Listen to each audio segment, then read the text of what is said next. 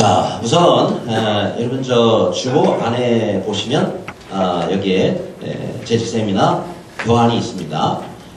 뭐 재직이 나는 아닌데 아직 아닌데 그래도 관계없어요. 왜냐하면 하나님 나라의 일을 우리가 앞으로 나 평생 죽어도 안 할 거야 이런 결심한 사람들 외에는요 이건 다 해당되는 거예요. 하나님 나라에 우리가 일을 해야 되는데 그 일을 하려고 그러면은 주님께서 우리에게 여러 가지 직분을 주십니다. 뭐 꼭 교회에서 이렇게 정해주는 뭐 권찰, 뭐 또 집사, 한수집사, 권사 이런 직분들만 직분이 아니고 또 여러 가지 직책을 우리에게 줄 때가 있어요. 그렇죠?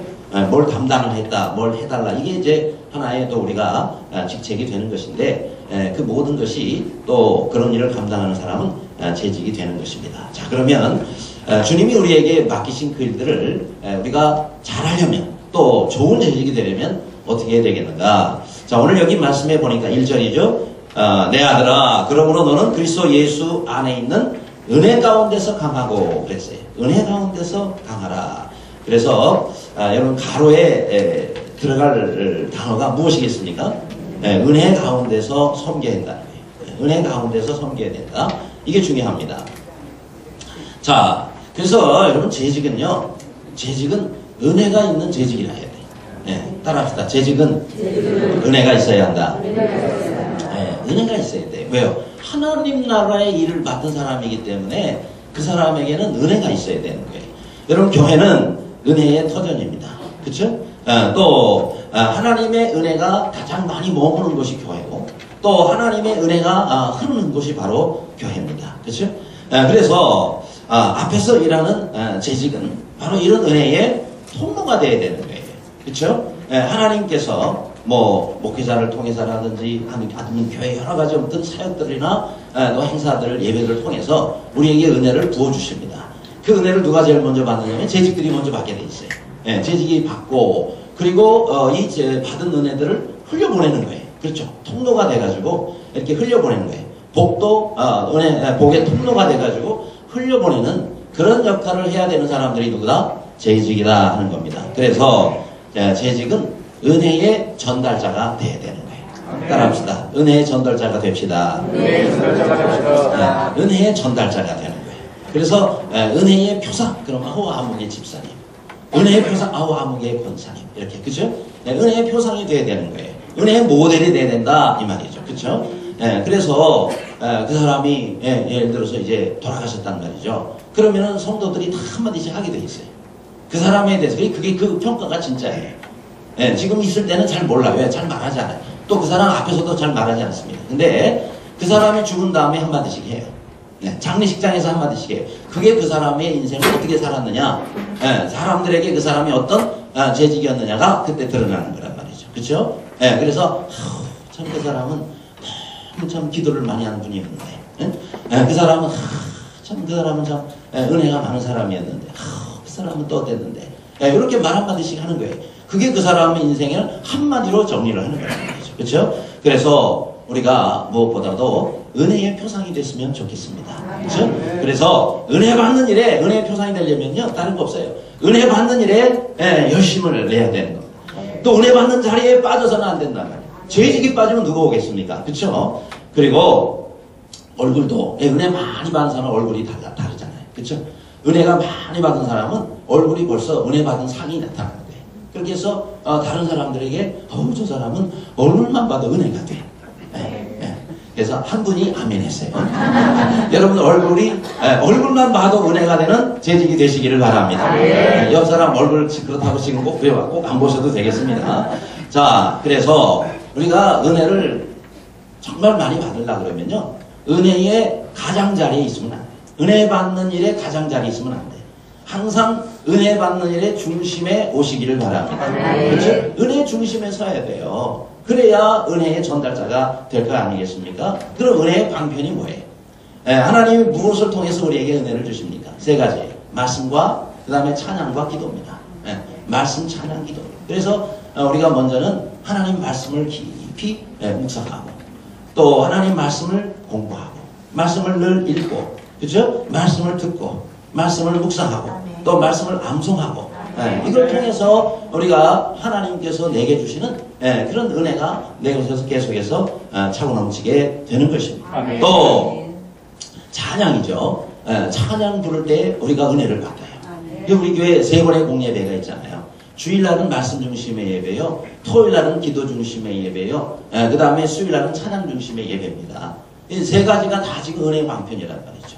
그렇죠? 오늘도 마찬가지 우리가 모여서 찬양했죠, 말씀 듣죠, 기도하죠. 모든 예배는요 이 3가지가 중심이 됐어요. 왜요? 은혜의 방편이니까. 하나님 우리에게 주신 은혜의 방편이니까. 그래서 우리가 말씀만 열심히 들을 뿐만 아니라 찬양할 때도요, 찬양할 때도 우리가 은혜를 사모하는 사람은 벌써 얼굴 표정이 다른 거예요. 벌써 손 자세가 다른 거예요. 어떤 사람은 들으라 그래도 안 들어요. 여기다가 무슨 기부스를 했는지 들으라 그래도 일일이 안 들리는가 봐. 그래서 여러분 우리가 손을 제가 들라고 안 해도 들을 수 있을 정도로 그렇게 여러분이 은혜를 사모하시기를 바랍니다. 찬양을 통해서 하나님이 얼마나 은혜를 많이 주시는데요. 어떤 때는 설교 듣기 전에 은혜 다 받는 경우들이 있어요. 설교 듣기 전에 은혜 다 받아버려요. 왜요? 찬양에 막 그냥 너무너무 은혜를 받아가지고 찬양의 은혜를 다 받아버린다. 그래서 우리가 찬양은 얼마나 중요한 은혜의 방편인지 모릅니다. 또 찬양을 통해서 우리 영이 확 열려버려요. 그리고 그때 하나님 말씀이 들어오면 그냥 다 아멘이에요. 다 아멘 되는 거예요.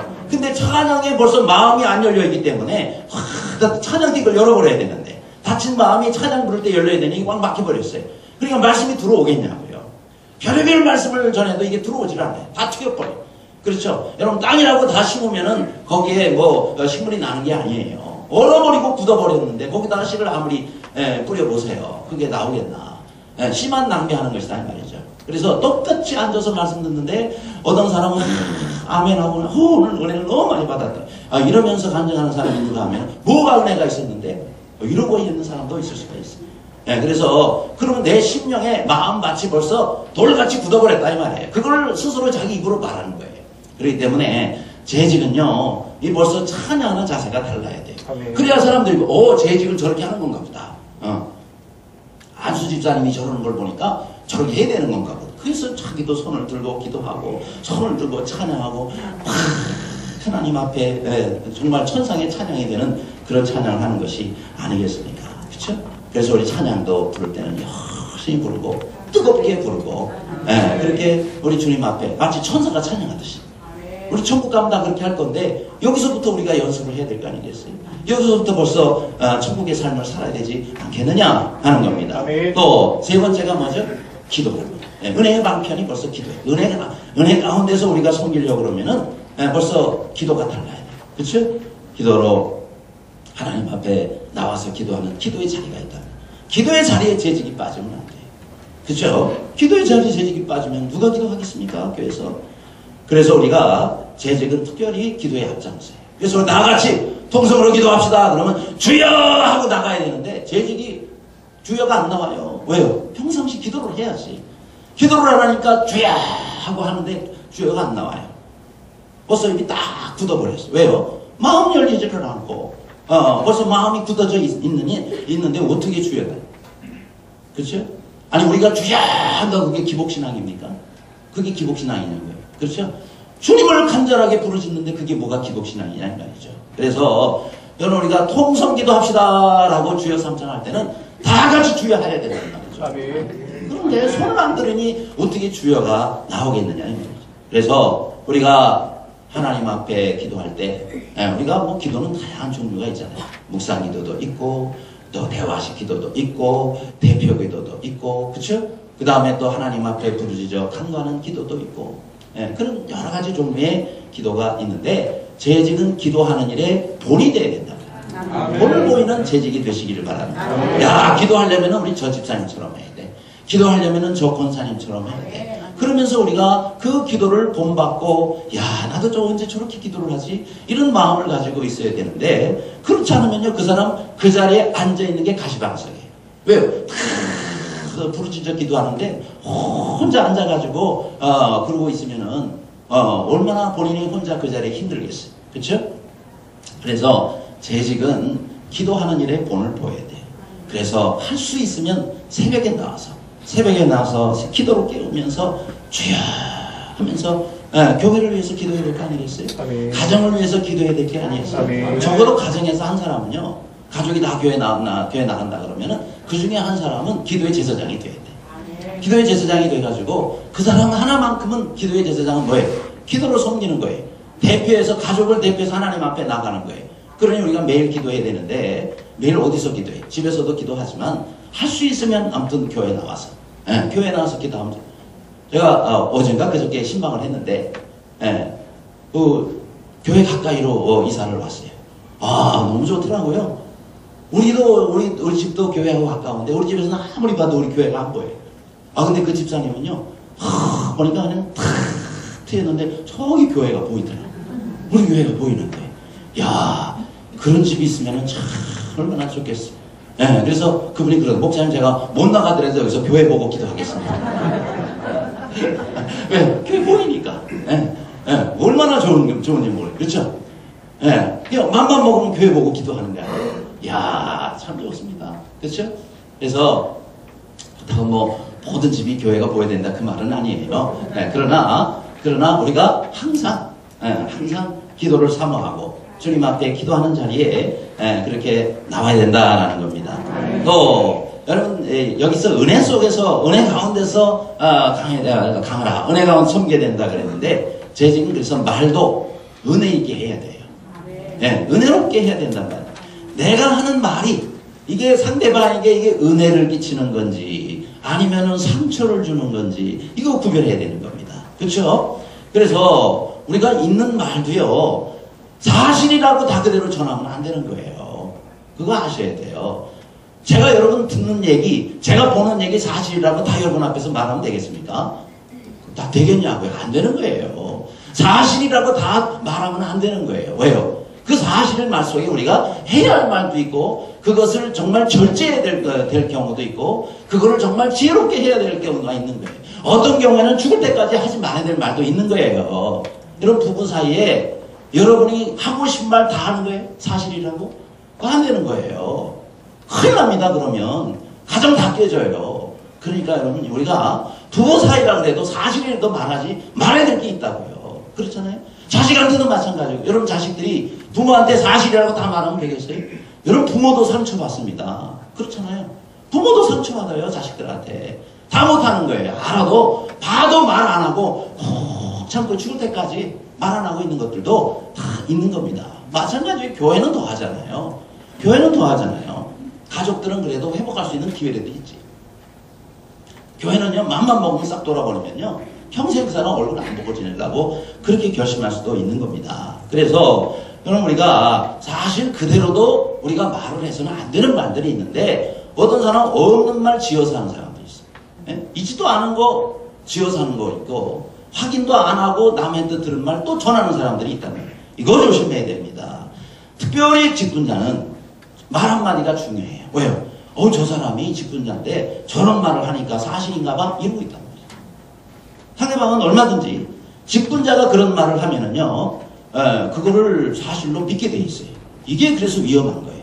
그 책임을 누가 질 건데? 하나님이 얼마나 거기에 대해서 엄하게 심판하시겠습니까? 그렇죠? 그래서 여러분 직분자는 은혜가 안 되는 일도 은혜롭게 바꿔서 전할 줄 알아야 돼요. 은혜롭게 왜요? 은혜 속에서 우리가 강한 사람이 돼야 되니까. 어떤 교회에서 실제로 있었던 일을 제가 말씀드리겠습니다. 주일날 안수 집사님인데요. 안수 집사님 한 명이 교회를 안 나오고 놀러 갔어요. 그런 소식이 목사님 귀에 들린 거예요. 다른 안수 집사님으로부터 듣게 됐어요.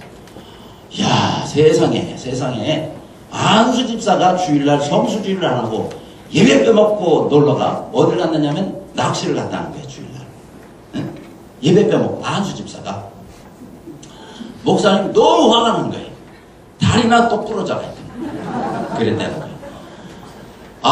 그런데요, 이게 목사님이 해야 될 말은 아니잖아요. 물론 마음은 이해를 해요. 마음은 어떻게 안수 집사가 말이야, 주일날 예배 빼먹고 낚시를 갈 수가 있어? 하지만 이게 이제 말을 해놓고 나니까 이게 이제 주워 담을 수도 없고 금방 후회를 했대요, 목사님. 더군다나 옆에 또 한 집사님, 안수 집사님이요, 그 안수 집사 친구예요. 예? 그러니 야 이거 이제 틀림없이 야 목사님이 그러는데 다리는 똑 부러지래 너. 이랬으면 이제 이게 어떻게 되겠냐 이 말이죠. 그러니까 목사님이 근데 내가 참 이게 입이 되지. 그래서 이제 그 다음 날이 월요일이잖아요. 월요일 저녁에 낚시 갔던 그 안수 집사님이 전화가 왔어요. 목사님 제가 사택으로 찾아뵙겠습니다. 목사님 가슴이 덜컹한 거예요. 왜냐 다리나 똑 부러져라 이렇게 한 얘기가 생각나잖아요. 아이고 이랬다가 그 집사님이 와서 목사님 저 교회 떠날래요. 그런 말을 하지를 않겠나. 아니면은 목사님 어떻게 그러실 수가 있습니까 하고 따지러 오지를 않나. 막 걱정이 되는 거예요. 왜 오겠다 그러는지. 긴장하면서 기다렸는데 그 목사님 드디어 막 이제 노크를 하는 거예요. 그래서 문을 이렇게 탁 열어주니까 그 집사님이요 손에 과일 박스가 하나 들어있는 거예요. 과일 박스가 들어있는 거예요. 그러면서 그분이 그러네요. 목사님 고맙습니다. 그래요. 제가 어제 주일날 교회 안 나오고 놀러 갔는데 목사님이 그러셨다면서요. 날씨가 이렇게 추운데 옷이나 좀 따뜻하게 입고 왔는지 모르겠다고. 목사님 그렇게 말한 적이 없는데 그거는 그렇게 전해 들었다는 거예요. 그래서 너무 목사님께 죄송한데 또 너무 감사해서 목사님 다시는 제가 주일 안 넘어가겠습니다. 주일 잘 지키겠습니다. 너무 감사합니다. 그러면서 과일 한 박스를 사가온 거예요. 뭐죠? 그 말을 들은 사람이 가가지고 사실을 얘기를 하지 않고 뭐라 그랬어요? 야 목사님 너 엄청 걱정하시더라. 날씨 추운데 옷을 좀 따뜻하게나 입고 가지 그러셨는데 목사님 그러시더라. 그러니 이 사람이 감동이 된 거예요. 목사님 막 야단칠 줄 알았는데 그렇게 하셨다니까.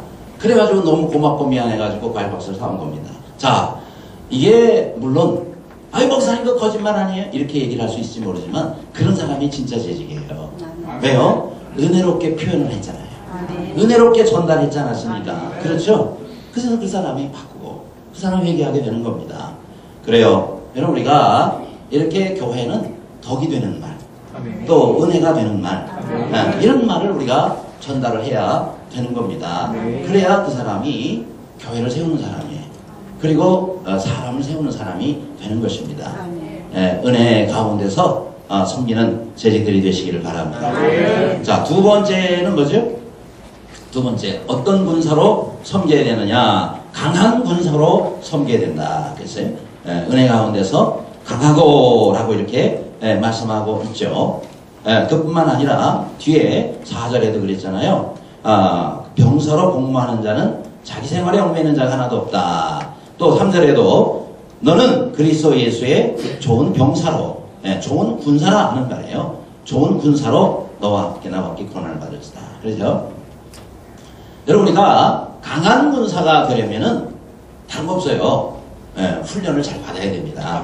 그렇죠? 여러분 군인하고 일반 좋은 군인하고 오합지졸하고 차이점이요. 훈련에서 와요. 훈련에서 차이가 납니다.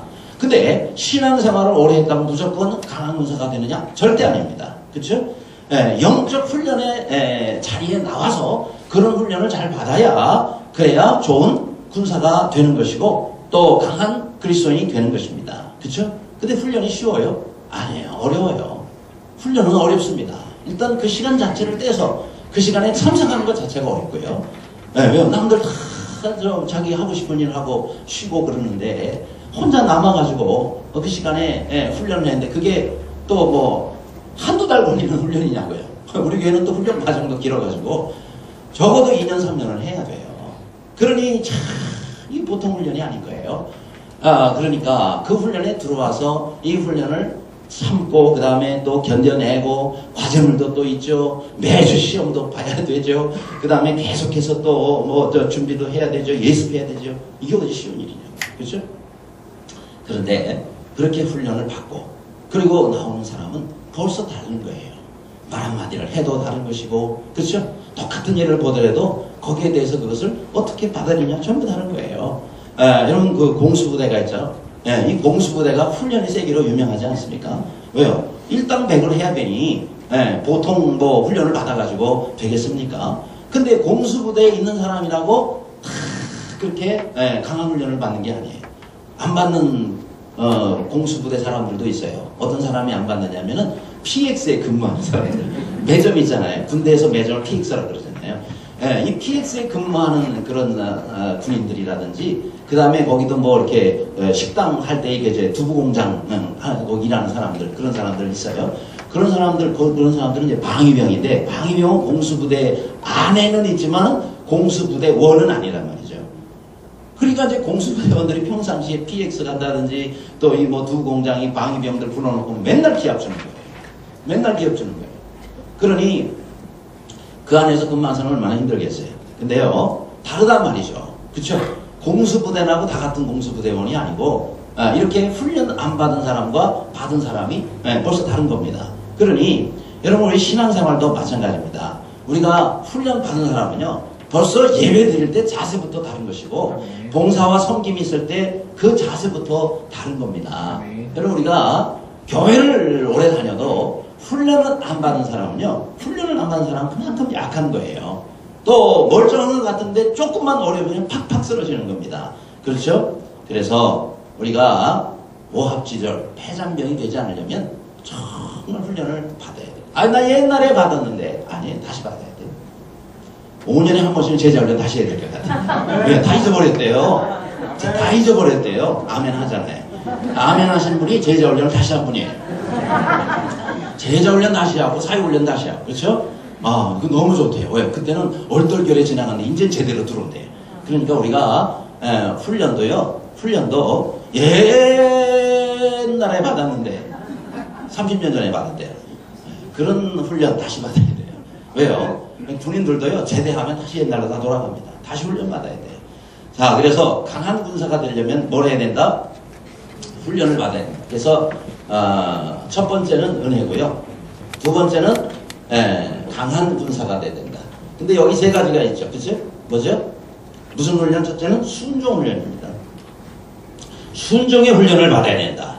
여러분, 군인은 지휘관이 명령을 하면 절대 순종을 해야 된단 말이죠. 그렇죠? 만일 그 명령에 불복종하면 전시는 그 자리에서 사형이에요. 그렇죠? 그래서 강한 군사의 첫 번째 조건은 순종입니다. 순종. 우리가 순종 그러면은 사울왕이 머릿속에 떠오르잖아요. 사울왕이 순종을 잘해서 떠올리는 게 아니라 순종을 못해서 떠올리는 거예요. 아말렉과의 전투에서 하나님이 다 진멸하라 그렇게 명령하셨어요. 그런데 이 사울이 진멸하지 않았어요.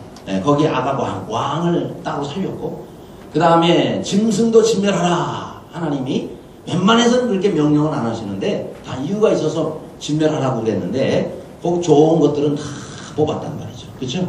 너 이거 왜 뽑았느냐? 그러니까 요걸로 하나님 제사 지내려고요. 그렇게 말을 돌립니다. 또 설사 그렇다 하더라도 순종이 제사보다 낫고, 그 말이 거기서 나온 겁니다. 그렇죠? 순종이 제사보다 낫고, 네가 이거 좋은 거 뽑아서 하나님 앞에 드려? 불순종하면서 무슨 제사야? 순종 안에서 제사가 있는 것이지. 그렇잖아요. 그래 우리가 먼저 중요한 것은 하나님 앞에 순종하는 것. 그래서 여호와께서 번제와 다른 제사를 그의 목소리 청종하는 것을 좋아하는 것이 좋아하시겠나니까. 그러면서 순종이 제사보다 낫고 듣는 것이 수양의 기름보다 낫다라고 말씀하고 있습니다. 그래요. 순종을 사울이 전혀 안 한 건 아니에요. 그러나 부분적 순종을 했죠. 어떤 사람은 선택적 순종이라고 해요. 하라 그러면 다 해야 되는데 골라서 하는 거예요. 요거는 내가 하고, 요거는 내가 순종하지 말고. 이게 선택적 순종이라고 해요. 이건 잘못된 겁니다. 따라합시다. 선택적 순종은 불순종이다. 불순종이에요. 그쵸? 이리 와! 그러는데 50%까지만 오는 거예요. 중간까지만 오고 여기까지 안 와요. 그거 불순종이에요. 오라 그랬으면 바로 그 앞으로 와야 되는 거예요. 그쵸? 우리가 하나님 앞에, 주님 앞에 순종하려면 절대 순종을 해야 되는 것이고, 특히 교회 리더들은 또 직분자들은 더 잘 순종해야 돼요. 왜요? 다른 사람들이 본단 말이에요. 아이고 목사님이 이렇게 하라고 그러는데, 아이고 우리 순장님 안 하시네. 아이고 우리 저 집사님 안 하시네. 다 알아요. 다 본단 말이에요. 목사님이 하라고 그랬는데 저 사람 안 하네. 그럼 어떻게 되겠어요? 안 해도 되는가벼? 이렇게 생각해요. 안 해도 되는가 봐. 저기도 안 해요. 불순종의 재생산을 하고 있는 거예요. 우리 왜 재생산을 자꾸 하라고 그러니까 불순종의 재생산을 자꾸 하고 있어요. 이건 안 되는 거예요. 그렇죠? 그러면 뭐예요? 나 때문에 다른 사람 망하게 만드는 거예요.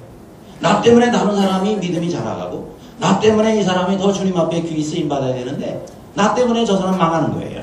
그러니 주님 앞에서 뭐 얼마나 그 사람 책임이 크고 심판이 크겠느냐 이 말이죠. 그래서 특별히 여러분 교회의 리더들은 정말 순종하는데 본을 보여야 돼요. 재직들은 정말 앞장서 본을 보여야 되는 거예요. 그렇기 때문에 여러분 정말 여러분이 나 때문에 하는 거예요. 나는 하고 싶지 않을 수가 있어요. 그렇잖아요. 어떻게 다 내 마음에 드는 일만 교회에서 하겠어요. 마음에 안 드는 일을 하라 그래도 그거를 순종할 줄 아는 사람. 여러분 군인이 다 자기가 하고 싶어서 명령이 복종합니까? 군대 가면요 열이면 아홉은 마음에 안 드는 것들이에요. 군대 온 것 자체가 마음에 안 드는데 뭐. 그렇잖아요. 군대 온 것 자체가 마음에 안 드는데 군대에서 하는 일이 뭐가 마음에 들겠어요? 할 수 없으니까 우리 군대 가는 거 아니겠어요? 군대를 직업적으로 하는 사람들 빼놓고는요. 그래서 군대도 거기 가서 우리가 하고 싶지 않은 일 너무 많지만 모든 게 명령이에요. 모든 게 명령. 그래도 다 하지 않습니까? 다 한단 말이에요. 교회도 마찬가지예요. 교회도 우리가 선택해서 왔고 또 우리가 좋아서 하는 일들이 많지만 그러나 어떤 경우에 내 마음에 안 드는 걸 하라 그래도 그걸 하는 사람이 진짜 좋은 신앙인이에요. 아멘. 그런 사람이 좋은 재직이에요. 아멘. 내가 하기 싫다고 그냥 하기 싫은 표시 다 내는 거예요. 하기 싫은 표시 다 내요. 말도 그렇게 하고 하기 싫은데 자꾸 하라고 그래. 그거 끝난 거예요 벌써. 그 사람이 앞으로 뭐라 그러면 절대 사람들이 그 말 안 듣습니다. 왜 안 들어요? 네가 그랬잖아. 응? 네가 그랬잖아. 안 들어요 그 사람 말을. 왜? 자기가 그렇게 행동을 하고 다녔으니까. 이거 굉장히 중요합니다. 그래서 여러분 우리가 그 사람이 얼마나 뛰어나냐 타고나냐 능력이 많냐 이거 중요한 거 아니에요. 하나님께서 보시는 것은 그 사람이 영적 질서에 얼마나 잘 순종하냐, 하나님이 세우신 권위에 얼마나 이 사람이 순종하냐, 그거 보시는 거예요. 왜요? 그 사람이 그 권위에 순종하는 것은 하나님께 순종하는 것이기 때문에. 그렇잖아요. 여러분이 교회 리더에게 순종하는 것은요, 첫 단계는 그 교회 리더처럼 보이지만은 하나님은 교회 전체를 보시는 거예요. 그게 바로 하나님께 순종하는 자세의 모습이다 하는 겁니다. 영적 하나님이 세우신 리더에게 불순종하는 사람이 어떻게 하나님께 순종하겠습니까? 그렇죠? 하나님께 불순종하는 거나 마찬가지예요. 왜요? 하나님이 세운 지도자에게 순종하지 않는 사람이 어떻게 하나님께 순종하겠느냐 이 말입니다. 그 다음 두 번째는 무슨 훈련이냐, 무슨 훈련을 받아야 되느냐? 절제입니다. 절제 훈련을 받아야 돼요. 좋은 군사가 되기 위해서는요, 절제를 잘해야 돼요. 그렇죠? 좋은 군사들은 군인들 보세요. 모든 일에 절제하는 거예요. 군대 가서 그러잖아요. 앉아있어도 이 식탁에다가 발을 쫙 벌리고 앉는 사람들이 있어요. 이게 식탁이 여기 이제 끝이라 그러면은 발을 요 안에다가 넣어야 되는데 힘든 거예요. 그러니까 쫙 벌리고 이렇게 앉는 거예요. 집에서는 그렇게 해도 되죠. 그렇죠? 집에서는. 왜요? 내가 부심대로 하는데 뭐. 근데 군대는요, 지나가다가 걸려서 넘어질 수가 있어요. 발을 집어넣어야 되는 거예요. 집어넣어야 돼요. 자기는 벌리고 싶은데, 집어넣어야 되는 거예요. 이건 제가 군대에서 하는 얘기입니다. 처음에 군대 가서 그거부터 잡으라 그러더라고요. 대대장님이 우리 새로 온 그 소대장들한테 식당 분기부터 잡아야 된다. 뭡니까? 하니까, 이 식당에 발 벌려놓고 하니까 지나다니다가 너무 식빵 쏟아버리고 발 집어넣어요. 그거부터 올려주세요. 그래서 제가 처음에 군대 들어가서 제가 기억나는 게 그거부터 잡았어요. 식당 분기. 발 집어넣어야 되는 거예요. 그래서 우리가 이 절제 훈련이에요. 절제하는 건 제가 하고 싶어도 다른 사람을 위해서 내가 하지 말아야 될 게 있는 거란 말이죠. 그렇죠? 절제라는 것은 자기 자신을 다스릴 수 있는 능력이라고 했어요. 그래서 우리가 주님의 일을 할 때는 그래서 내가 하고 싶은 거 다 해서는 안 되는 겁니다. 하고 싶어도 하지 말아야 될 게 있고, 그렇죠? 그게 바로 절제입니다. 좋은 군사는 이 절제를 잘하는 거예요. 절제. 그렇죠? 추우면 어떻게 돼요? 주머니에 손 넣고 다니고 싶잖아요.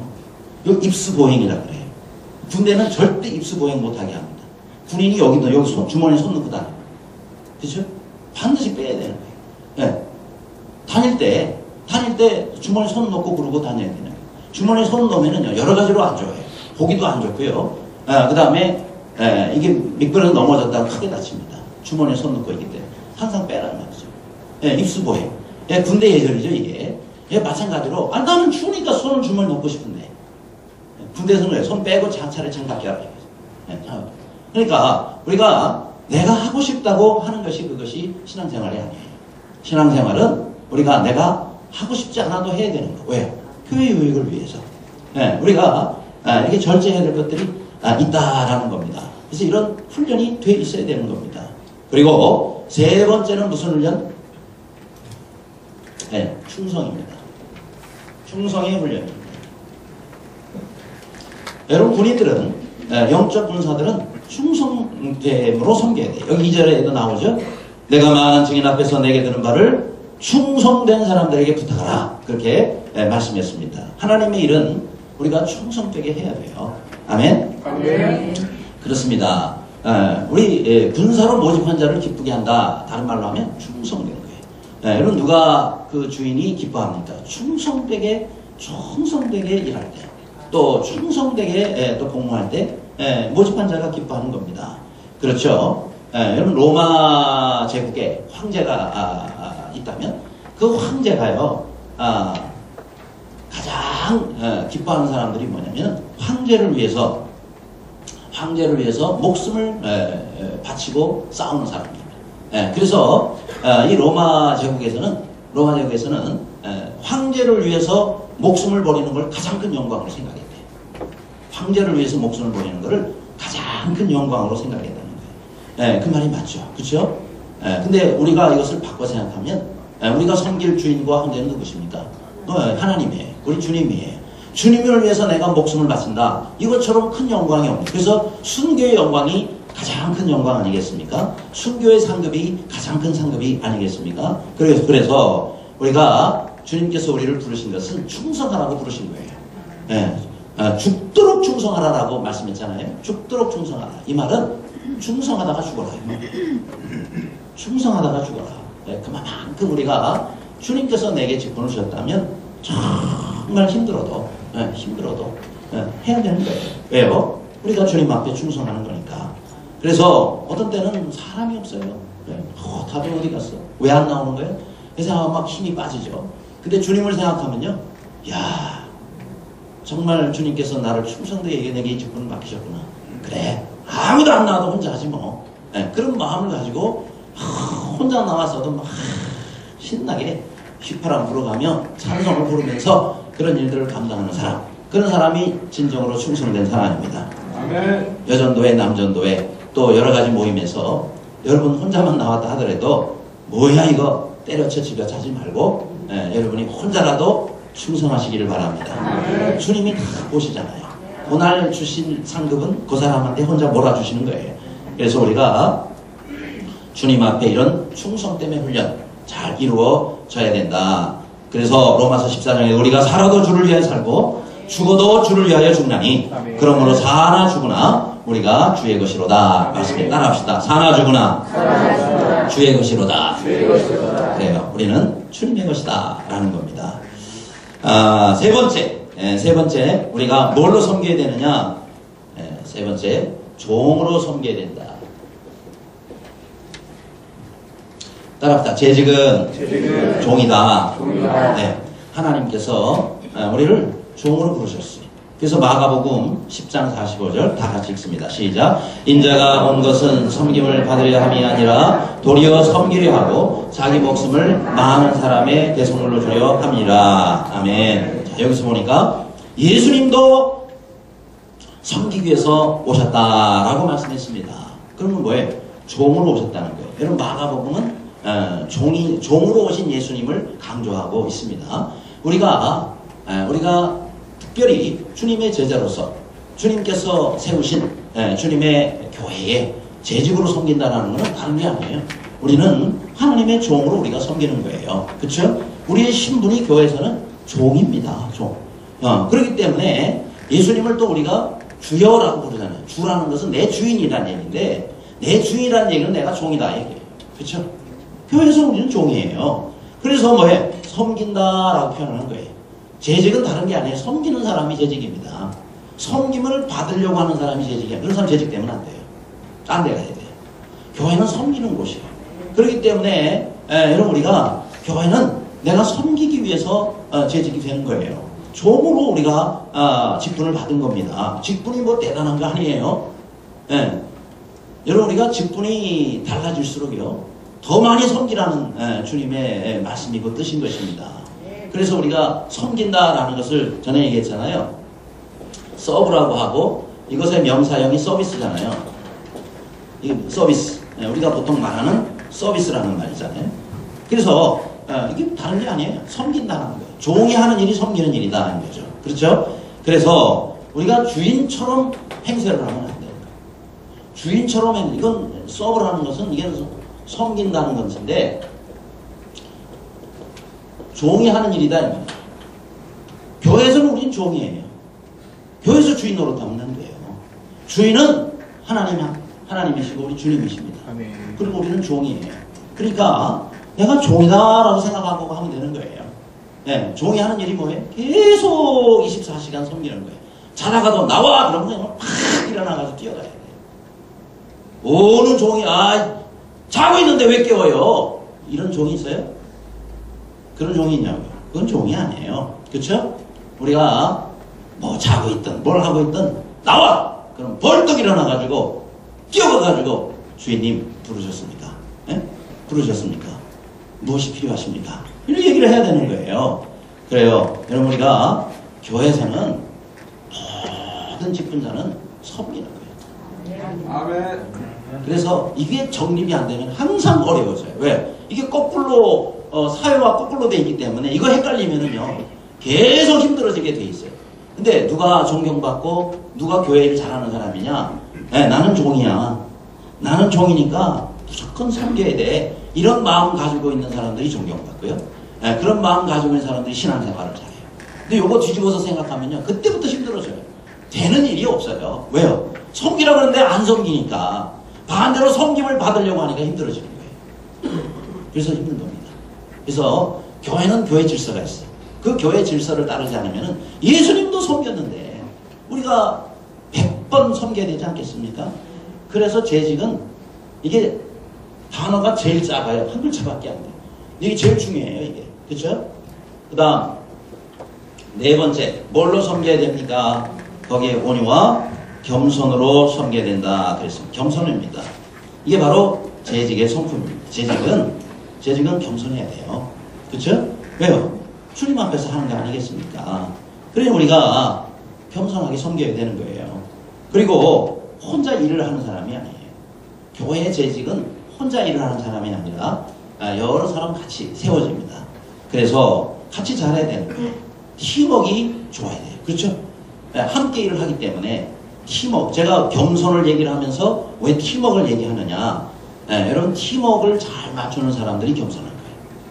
되게 교만한 사람이 팀워크가 안 맞아요. 같이 일을 못해요. 왜요?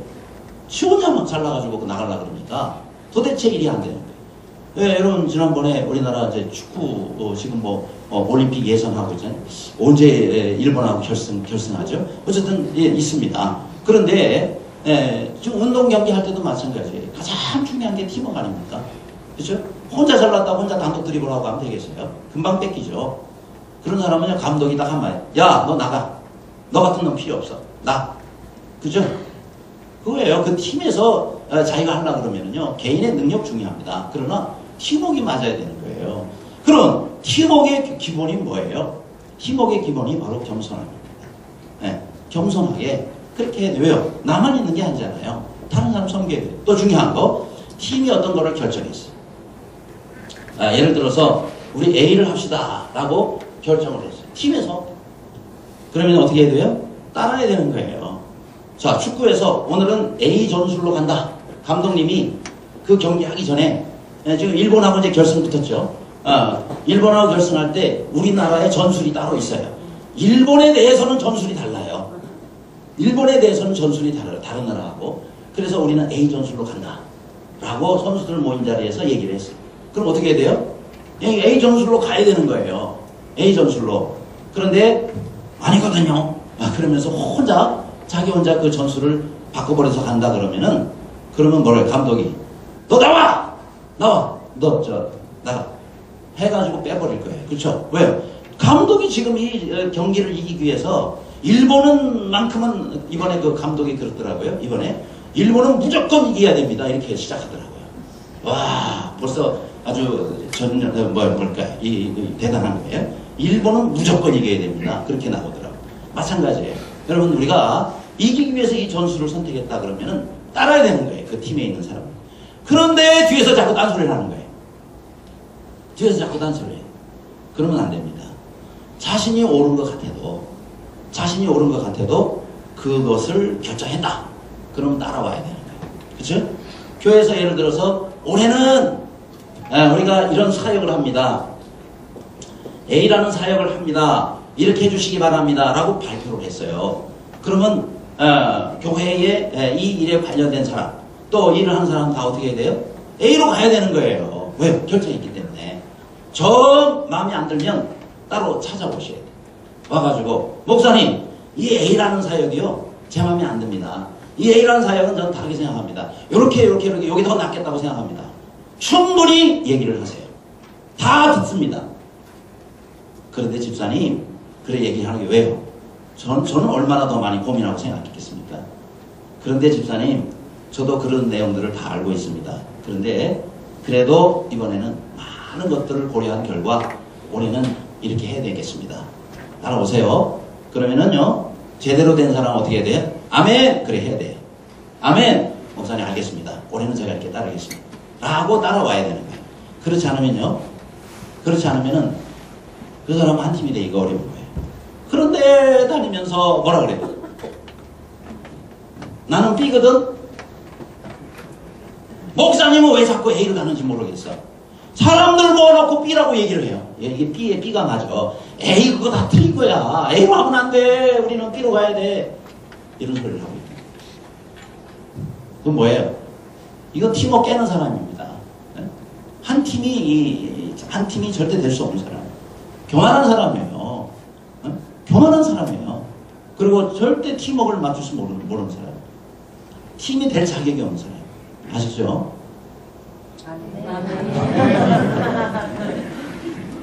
교회에서 결정한 거는 충분히 와서 자기 의견을 피력하세요. 충분히 얘기를 하세요. 그래도 갑시다 그럴 때는 아멘 그러고 따라가야 돼요. 아멘. 제가 수도 없이 얘기를 합니다. 서울에서 부산 가는 방법은 10가지가 넘어요. 우리는 이번에 KTX 다 타고 가기로 했습니다. 갑시다 그러면은요, 아 왜 KTX 탑니까? 우리가 고속버스 타고 갑시다. 충분히 얘기를 해요. 그래요. 고속버스, 자전거, 비행기 뭐 다 제가 연구를 해보고 검토를 한 결과 KTX가 가장 좋은 것으로 그렇게 결정이 됐어요. 우리 KTX 대표하니까 그렇게 따라오세요. 아멘 하고 따라오면 한 팀이에요. 근데 다 KTX 타고 가야 나 고속버스 혼자 타고 갈 테니까 절대 같은 팀이 될 수가 없어요. 아주 기본 중에 기본이. 근데 이 기본이 안 되는 사람들이 있습니다. 기본이 안 되는 사람이 있어요. 그런 ABC부터 다시 배워야 돼요. 팀워크에. 그리고 이런 온유한 성품이 뛰어난 사람. 그렇죠? 모세는 이런 온유함이 뛰어났죠. 재직은 온유해야 돼. 어떤 일을 말을 할 때도 그렇고 가르칠 때도 그렇고 나는 온유하고 겸손하니 내게로 와서 배우라. 그래서 온유한 성품, 겸손한 성품. 그래서 좋은 팀워크를 이루어가는 그런 우리 예전교회 재직들이 되시기를 바랍니다. 다섯 번째는 무엇으로 섬겨야 되느냐? 감사함으로 섬겨야 된다 그랬어요. 네, 다섯 번째가 감사합니다. 그렇죠? 네. 따라합시다. 재직은 감사로 섬겨야 된다. 예, 섬김의 자세가 감사함이에요. 하나님께 우리가 섬길 때 우리가 뭐 하나님을 위해서 일한다고 하지만 얼마나 하나님께 큰 도움이 되겠어요. 그렇죠? 그렇잖아요. 여러분 우리가 하나님 도와드리는 거예요? 네, 우리가 크게 도와드리고 있습니까? 하나님을? 아니에요. 네. 여러분 하나님은요 우리 도움 필요 없는 분이에요. 그렇지 않습니까? 하나님이 뭐가 부족하셔서 우리의 섬김을 필요로 하시겠습니까? 사실은 우리를 위해서 하나님이 우리의 복을 위해서 하나님이 직분을 주신 거고, 우리더러 섬기라고 기회를 주시는 거예요. 아니, 하나님이 천사가 부족해서 우리의 도움을 필요로 하겠어요? 무슨 능력이 부족해서 우리 같은 능력을 하나님 필요로 하시겠어요? 그렇죠? 그러니 우리가 감사해야 되는 거예요. 하나님이 나를 써주시는 것 자체가 감사한 거고, 내게 일을 맡겨주셨다는 것 자체가 감사한 겁니다. 하나님 우리에게 상 주시려고 그러는 거예요. 왜요? 사랑하는 자녀 아닙니까? 그러니까 천사가 상을 받기를 원하겠어요? 자녀가 상을 받기, 당연히 자녀가 상을 받기를 원하죠. 그래서 우리같이 바쁘고 부족한 사람들 우리에게 직분 맡기셔서 그래도 근거가 있어야 상을 주실 거 아니겠어요?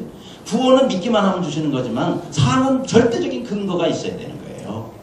계시록 22장 12절에 보라, 내가 속히 오리니 내가 줄 상이 내게 있어 각 사람에게 그가 행한 대로 갚아주리라. 주님이 약속하셨어요. 행한 대로 갚아주시는 거예요. 하나님께서 상 주시기 위해서 우리에게 일을 맡겨주시는 것이지, 뭐가 부족해가지고 우리 도움 필요해서 우리를 겨우겨우 사정사정해가지고 그렇게 해서 우리 도움 받아야 될 분이 아니다라는 사실을 아시기를 바랍니다.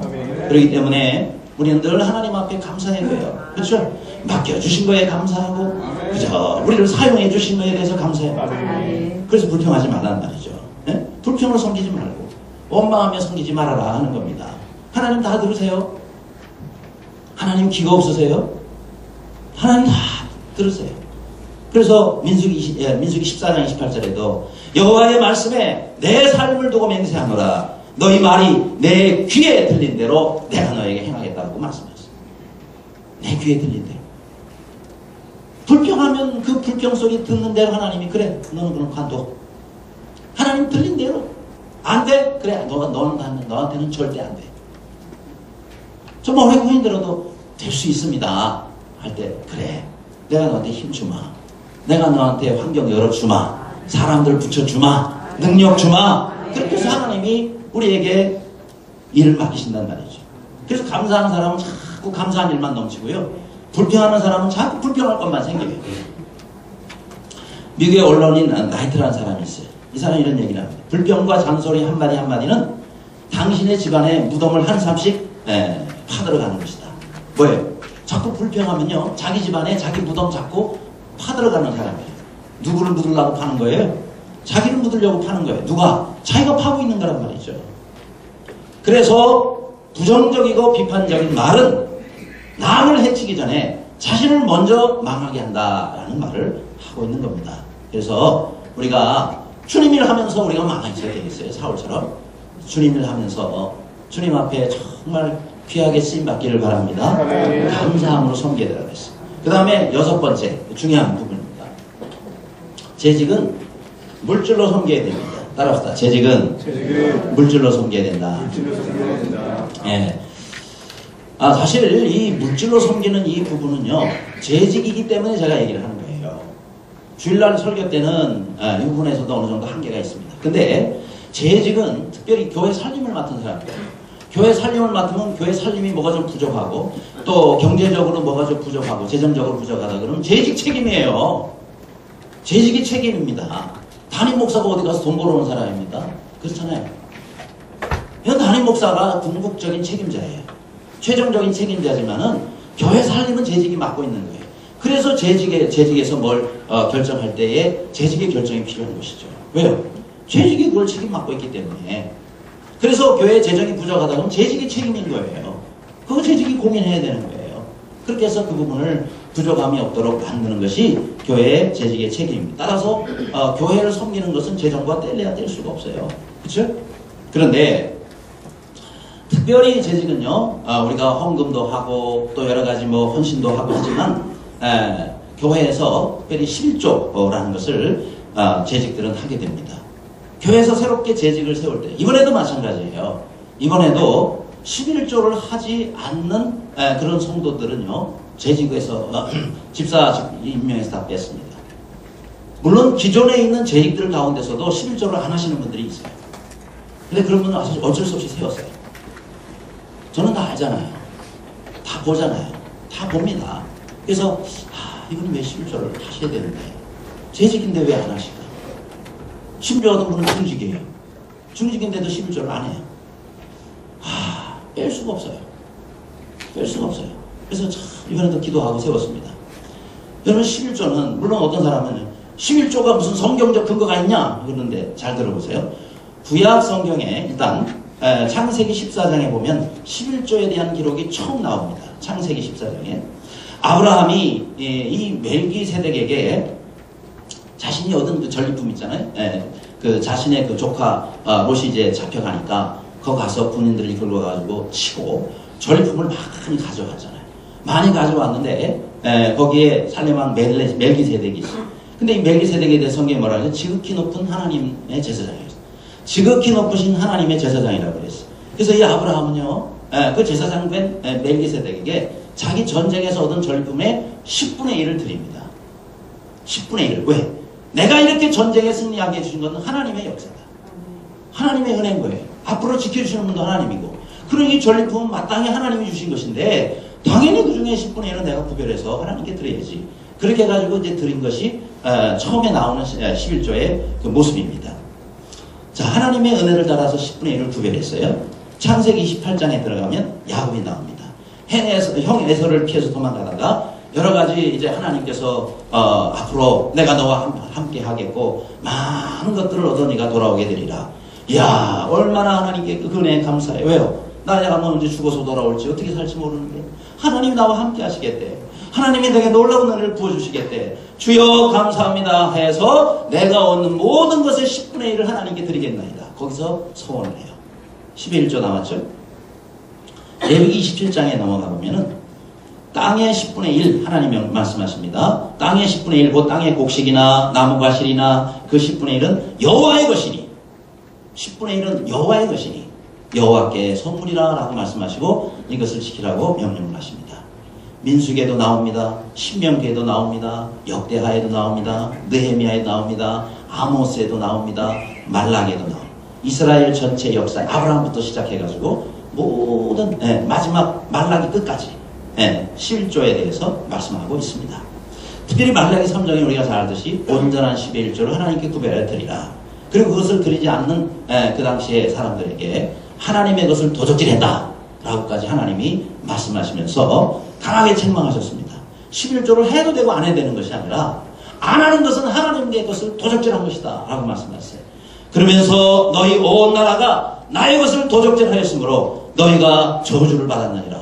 그래서 포로로 잡혀가요. 그렇죠? 하나님의 것을 도적질했기 때문에 나라가 저주를 받아요. 가정이 도적질해요. 가정이 저주를 받아요.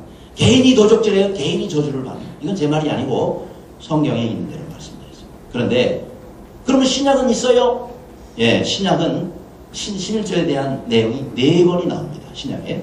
누가복음 11장 거기에 이렇게 말씀하면 화 있을진저 너희 바리새인이여 너희가 박하와 해양과 모든 채소의 11조를 드리되 공의와 하나님께 대한 사랑은 버리도다. 그러나 이것도 행하고 저것도 버리지 아니하여야 할지니라 라고 말씀하셨어요. 주님이. 그럼 이것도 행하고 뭐예요? 이것도 행하라는 것은 11조도 행하고 그 다음 저것도 버리지 말아라. 이건 뭐죠? 예, 공의와 사랑도 버리지 말아라. 공의와 사랑을 버린 채 11조만 했다고 너희가 하나님 앞에 나오면 안 된다는 거죠. 공의와 사랑과 함께 하나님 앞에 드리라. 그럼 뭐예요? 예, 예수님도 11조를 할 것을 여기서 명한 것입니다.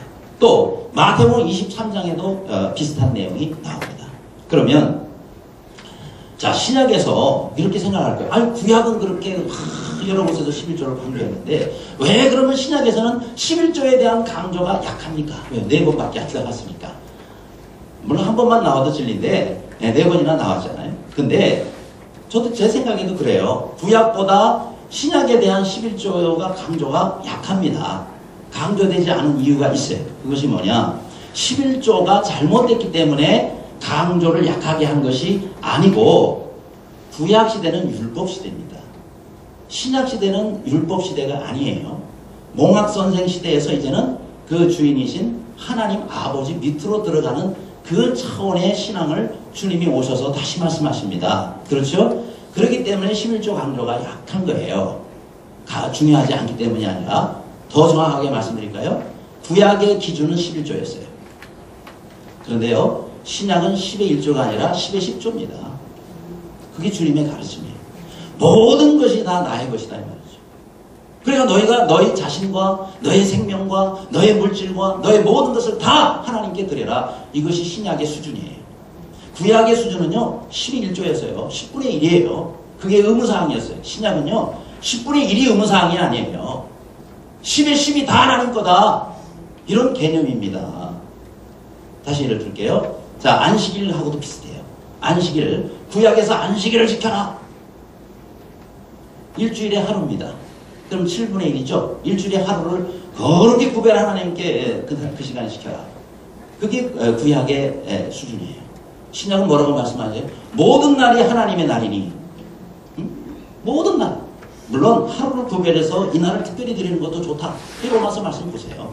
그러나 그날만 내가 드렸으니까 이제 나머지는 다 내 거다. 나머지 6일은 다 내 거니까 내가 하루만 들어가서 교회 와서 예배 드리고 나머지 6일은 내 마음대로 써도 돼. 이게 잘못된 신앙이라는 거예요. 그렇죠? 구약시대의 사람들이 그랬어요. 그래서 그걸 고쳐주고자 하는 거예요. 11조도 마찬가지입니다. 내가 10분의 1을 드렸으니까 나머지 19분의 9는 내 마음대로 써도 돼. 어디 그렇습니까? 아니에요. 10의 10이 다 하나님 거기 때문에 10의 1조를 구별해서 드리더라도 나머지 10의 9도 하나님 뜻에 따라서 사용해야 된다는 거예요. 하나님 뜻에 의해서 나머지 10분의 9도 써야 되는 거예요. 왜요? 하나님 거기 때문에. 우리는 청직입니다. 청직이라는 건 내게 하나도 없는 거예요. 그래서 10의 1조를 10의 1조를 강조하지 않는 것은 이것이 성경적인 것이 아니기 때문에 하지 말라는 뜻이 아니고 10의 1조 수준으로 우리가 살지 말아라 하는 말이에요. 겨우 10의 1조 수준 드리고서 내가 할 일 다 했다라고 그렇게 하나님 앞에서 얼굴 들이밀지 말아요. 10분의 1이 내 것이 아니라 10의 10이 다 내 것이다. 그러나 그 가운데서 10분의 1을 구별해서 드리고 나머지 10분의 9도 네 맘대로 쓰지 말고 네 게 아니니까 하나님의 뜻에 의해서 써라 라고 하시는 말씀에서 10의 10 전체를 강조하다가 보니까 11조에 대한 강조가 그만큼 상대적으로 강조가 덜 된 것입니다. 자, 그러면 거기에 대한 증거를 대죠. 사도행전 2장에 보면은 초대교회를 보면 돼요. 초대교회 성도들이 어떻게 했습니까? 11조 드리고 나머지 내 거니까 내 마음대로 그러지 않았어요. 뭐라 그랬죠? 사도행전 2장 45절에 보면 또 재산과 소유를 팔아 각 사람의 필요를 따라 나눠주며 날마다 마음을 같이 성전의 먹이를 힘썼다 그랬어요. 초대교회 때는요 아예 자기 재산 다 팔아버렸어요. 그리고 하나님께 다 갖다 놨어요. 교회 사도들에게 다 맡겼어요. 사도들이 그거 전부 가지고 사람들의 필요를 따라 나눠줬단 말이죠. 내게 없어요. 다 하나님께 드렸습니다. 그거 가지고 유무상통이라고 그러잖아요. 그래서 나눠서 쓴 겁니다. 이게 초대교회의 모습이란 말이죠. 근데 오늘날은 점점 이 믿음이 신앙이 줄어들다가 보니까 이제 11조 가지고도 왜 11조를 내야 되냐 이런 소리를 하고 있단 말이죠. 하나님의 마음을 우리가 알아야 된다는 겁니다. 사도 바울이 선교할 때 초대교회들이 어려운 가운데서도 사도 바울의 선교비를 계속 지원을 했어요. 근데 성경에 보니까 힘에 지나도록 그랬어요. 고린도서에 힘에 지나도록 했다 그랬어요. 사도 바울이 그것을 칭찬합니다. 여러분 힘에 지나도록이란 말을 원문으로 보면요. 쌀기주가 있잖아요. 우리가 쌀 퍼서 밥을 해먹잖아요. 그 맨 바닥 쌀이 다 떨어졌어요. 밥 해먹으려고요. 바닥을 바가지로 긁는데 득득 긁는 소리가 나는 거예요. 그럴 정도로 아무것도 없는 상태에서 그들이 힘에 지나도록 하나님 앞에 선교비를 지원한 거예요. 그러니까 이런 상태에서 그들이 드렸다는 건 뭐죠? 정말 없고 내먹을 거 없는데도 불구하고 그런 가운데서도 뭐고 또 모아가지고 그렇게 해서 선교비를 사도 바울이 사역을 하는데 섬긴 것입니다. 그렇죠? 이게 바로 그 당시에 초대교회 성도들의 신앙의 자세였다. 그래서 우리가 11조 차원으로 자꾸 생각하지 말고 그거 내가 11조를 이게 신약에서는 강조가 안 됐으니까 하느니 마느니 우리가 11조 수준으로 살았어야 되겠습니까? 구약시대 수준으로 살았어야 되겠느냐고요. 하나님이 달라 그러면 다 드려야지. 그래서 우리가 그런 마음으로 주님을 섬겨야지. 안 그러면 하나님 앞에 우리가 부끄러운 신앙이에요. 11조에 강조하는 것은 사실 부끄러운 신앙이에요. 제가 11조 강조를 잘 안 합니다, 사실은. 왜요? 부끄러운 신앙이에요. 오죽이 성도들이 신앙이 없으면은 11조라도 제대로 해라 이렇게 소리를 지르겠습니까? 얼마나 신앙이 없으면. 그렇잖아요. 얼마나 우리가 부족하면 11조 가지고 강조를 해야 되겠느냐 말이죠. 내가 하나님 앞에 어떻게 내 모든 것을 다 드리냐, 이걸 가지고 우리가 해야 되지 않겠습니까? 그래서 적어도 예전 교회 재직이라면 11조 말을 목사님 꺼내지도 마세요. 우리를 그 정도밖에 안 보십니까? 예? 겨우 11조나 해야 되는 걸로 그렇게 우리를 그렇게밖에 안 보십니까? 라고 여러분이 스스로 말을 할 수 있을 정도까지 돼야 되잖아요. 그렇죠? 오죽이 안 내면은 11조 해야 된다고 그렇게 강단해서 소리 지르고 이렇게 해야 되겠네요. 그렇죠? 그래서 우리가 우리 스스로 초대교회 성도들과 비춰볼 때 정말 부끄럽다, 그런 마음을 가지고 해야 되는 거죠. 그 다음 7번째, 열정입니다. 열정으로 섬겨야 된다 그랬어요. 이사야 9장 7절에 여호와의 열심이입니다. 제가 열심히로 했는데 컴퓨터에서 히로 딱 바꿔버렸네요. 열심히 일을 이루시리라. 네, 열심히 일을 이루시리라. 그렇습니다. 여러분, 세상에서도 열정 없이 이루어지는 일은 없다. 열정 없이 이루어진 위대한 일은 없다. 이렇게 말하잖아요. 마찬가지죠. 하나님 나라 일도 열정 없이 이루어지지 않습니다. 우리 하나님이 일단 얼마나 열정이 많으신 분입니다. 하나님이 얼마나 열정이 있어요. 그렇죠? 하나님의 열정. 늘 하나님 안에 있을 때는 그 열정을 우리가 본받게 되는 거예요. 하나님과 같은 그런 열정. 그래요. 여러분, 미국의 아주 그 유명한 농구 황제 마이클 조던 유명하잖아요. 이 마이클 조던에 대해서 이제 쓴 책이 나왔어요. 팻 윌리엄스라는 사람이 이 마이클 조던에 대해서 책을 썼어요. 근데 그 책에 그 사람의 뛰어난 플레이, 농구 기술, 체력 이런 거 거의 언급 안 했어요. 뭐냐, 이 마이클 조던이 정말 뛰어난 부분이 아주 집중한 그 열정에 그 사람의 위대함이 있다. 그걸 뽑았어요. 한 번은 이 책 나오는 내용인데, 이 농구 캠프에서 한 기자가 조던에게 물었습니다. 마이클 조던 씨, 어렸을 때에 하루에 몇 시간씩 농구 연습을 했습니까? 그랬더니 조던이 이렇게 얘기를 하더래요. 저는 시간 같은 거 신경 쓰지 않았습니다. 시계를 본 적도 없고요. 저는 지칠 때까지, 농구하면서 지칠 때까지, 아니면 어머니가 저녁을 먹으라고 부를 때까지 연습을 했거든요. 이야, 참 놀라운 말 아닙니까? 그렇죠? 시간 정해놓고 하루에 3시간, 몇 시간, 이게 이 차원이 아니고 지칠 때까지 했다는 거예요. 시간 재보고 자기가 연습한 적 없다. 엄마가 저녁 먹으라 부를 때까지 하는 거예요. 그러니까 뭐예요?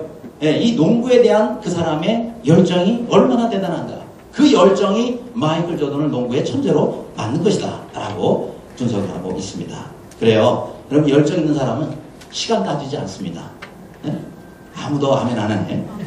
여러분, 우리가 주님을 하면서 시간 따지면서 내가 1시간 정해놨으니까 요것만 하면 그냥 땡 하면 그냥 벌떡 일어나서 가버리고 이러면 안 되는 거죠. 그렇죠? 우리가 시간은 잘 지켜야 되지만 그러나 우리가 하나님 일을 하면서 시간 따지면요, 하나님도 시간 따져서 우리한테 역사하시면 얼마나 정말 우리가 마음이 힘들겠습니까? 그렇죠? 하나님의 시간 아니에요? 내 시간은 다 하나님의 시간인데 하나님을 하면서 마치 내 시간 크게 인심 쓰는 것처럼 그렇게 우리가 해서는 안 된다는 겁니다. 끝으로 8번째입니다. 무엇으로 섬겨야 되느냐? 믿음으로 섬겨야 된다 그랬어요. 마지막 8번째는 믿음으로 섬기자. 마가복음 9장 23절 읽습니다. 시작. 할 수 있거든이 무슨 말이냐? 믿는 자에게는 능히 하지 못할 일이 없느니라. 아멘. 자, 우선 재직은 하나님의 일을 하는 사람들입니다. 따라서 우리가 하나님의 일은요, 믿음으로 해야 돼요. 그렇죠? 가나안 땅 정복할 때 12장 단군이 있었잖아요. 10명은 자기 눈에 보이는 대로, 30대로 자기 경험대로 판단해서 보고했어요. 그런데 2명은 뭐예요? 믿음에 따라서 보고를 하는 거예요. 그렇죠? 자기들이 눈으로 본 대로 보고한 것이 아니라 하나님 말씀 다 봤어요. 그런데 하나님 말씀하셨으니 이거는 되리라. 되리라라고 그렇게 믿어서 믿음으로 보고한 겁니다. 이 차이가 있죠. 근데 백성들은 10명 그 지도자들의 말을 듣고 뭐 그나마도 알량하게 있었던 믿음은 온데간데 없어지고 우리는 이제 죽었다. 우리 망했다 이제 애고로 돌아가자 난리를 친 겁니다. 결국 광야에서 가나안 땅 발도 못 발라가고 다 다 망하고 말았습니다. 여러분, 교회는 영적인 기관이에요. 영적인 기관이에요. 하나님이 세우신 영적인 기관입니다. 그렇기 때문에 하나님 나라의 원리는 믿음으로 이루어지는 거예요. 천국도 믿음으로 하는 거고, 기도도 믿음으로 해야 되는 거고, 하나님의 일도 우리가 믿음으로 해야 되는 것입니다. 그래서 믿음은 살리고 불신앙은 죽이는 거예요. 그렇죠? 네, 광야의 백성들이 다 죽게 된 이유는 불신앙을 가졌기 때문에 죽은 겁니다. 근데 믿는 사람들은 살았어요. 그리고 나라를 살리게 된 것입니다. 따라서 재직은 자신의 능력, 자신의 지혜, 또 여러 가지 사정 따라서 일하려고 하지 말고 믿음으로 하자라는 겁니다. 예전 교회에 믿음 있는 재직이 많아져야 돼요. 믿음 있는 재직이 많아져야 돼요. 모세가 그랬어요. 하나님이 이스라엘 백성들이 여기는 뭐 양파도 없고 마늘도 없고 외도 없고 뭣도 없고 이것도 없고 저것도 없도다 라고 얘기를 하니까 하나님 주시겠다라고 말씀하세요. 고기 너희를 입에서 아주 신물이 나도록 먹게 해주겠다. 모세가 말합니다. 아니 그들을 위해서 양떼와 소떼를 잡은들 족하오며 또 바다에 모든 고기를 몰아온들 족하겠습니까? 그죠? 왜요? 숫자가 지금 장정만 60만이요. 예, 다 합치면 200만이 넘는데 하나님 그게 말이 됩니까? 그래서 민수기 11장 23절에 하나님이 뭐라고 말씀해요? 하나님의 손이 짧아졌느냐? 하나님의 손이, 여호와의 손이 짧아졌느냐? 그래요. 여러분, 우리가 믿음 없는 사람들에게 하나님이 하시는 말씀이 뭐예요? 내 손이 짧아졌느냐? 언제야? 네 믿음이 문제로다. 우리가 주님 앞에 교회를 할 때는요, 믿음으로 해야 돼요. 그래서 주여 내게 믿음을 더하여 주옵소서. 올 한 해 동안에 하나님 내가 믿음으로 주님 일 감당하기를 원합니다. 돈이 없어서 못하고 아니면 내 능력이 부족해서 못하고 뭐가 없어서 못하고 이렇게 하지 말고 주여 내가 부족하고 또 연약하고 형편이 어렵지만 그러나 주여 주님께서 주시는 믿음으로 감당하기를 원합니다. 그래서 믿음의 말을 하시고 재직은 믿음의 말을 해야 돼요. 그리고 믿음으로 선포하고 믿음의 눈으로 바라보고 믿음으로 주님께서 맡기신 일들을 감당하는 모두가 되시기를 바랍니다. 기도하겠습니다.